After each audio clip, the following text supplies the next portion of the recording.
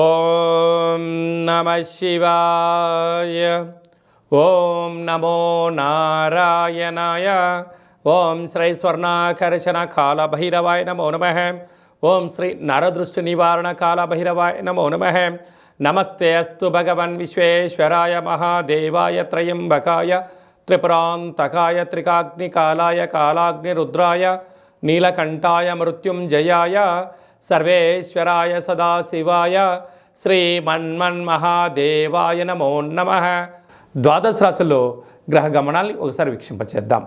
మేషరాశిలో గురు సంచార స్థితి, కన్యరాశిలో కేతు సంచార స్థితి, మకర రాశిలో కుజుడు మరియు శుక్ర సంచార స్థితి, కుంభరాశిలో రవి బుధాదిత్య రాజయోగము మరియు శనేశ్వర స్వామివారి యొక్క సంచార స్థితి.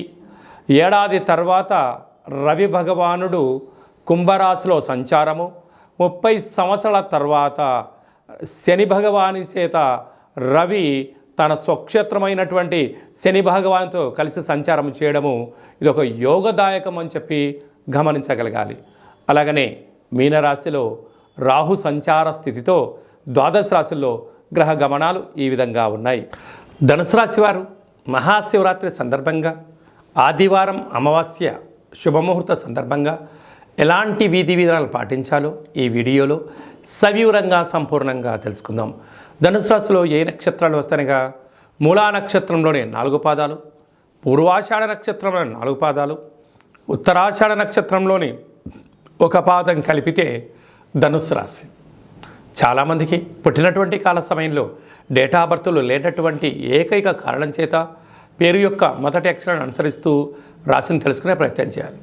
ఏ అక్షరానగా ఏ, యో, బా, బి, బు, ధ, బా, డా, బే అక్షరాల వారందరూ కూడా ధనుస్సు రాశి జాతకులే. ధనుస్సు రాశి యొక్క అధిపతి దేవగురు బృహస్పతి.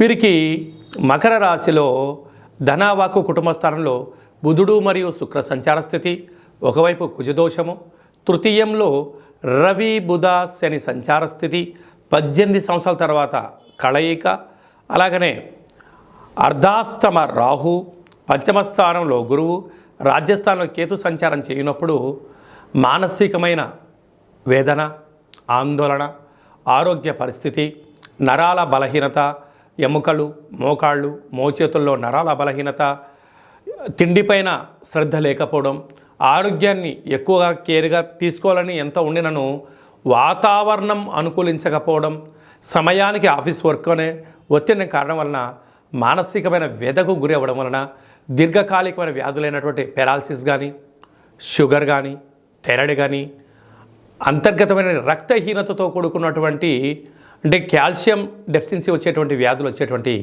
అవకాశాలు చాలా అధికంగా ఉన్నాయి. ఇలాంటి కాల సందర్భంలో మహాదేవుడికి శనగపప్పుతో కూడుకున్నటువంటి పసుపు రంగుతో కూడుకున్నటువంటి పసుపుతో మహాదేవుడికి అభిషేకం చేయడం వలన శత్రుదోష నివారణ, కులదేవతల యొక్క ఆశీస్సులు, ఇంటి దేవతల ఆశీస్సులు కలుగుతాయి.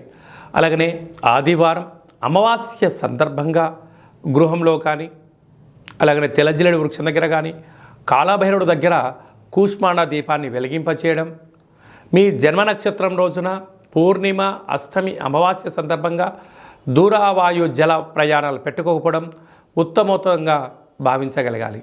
స్వయం వృత్తులు, సేవారంగాలు, సాఫ్ట్వేర్, హార్డ్వేర్ ఉద్యోగస్తులకు చాలా మంచి కాలము అని చెప్పి గమనించాలి. అందరిపైన మహాదేవుడి యొక్క ఆశీర్వాదాలను కోరుకుంటూ ఆశీర్వచనం. సర్వమంగళ మాంగళ్యే శివే సర్వార్థి సాధికే శరణ్యే త్రయంబకే దేవి నారాయణి నమోస్తుతే. హరి ఓం. శతమానం భవతి శతాయు పురుష సతేంద్రియ ఆయుష్యేవేంద్రియే ప్రతిష్టతి. ధనం ధాన్యం బహుపుత్రలాభం శత సంవత్సరం దీర్ఘమాయు. సర్వే జనా సుఖినో భవంతు.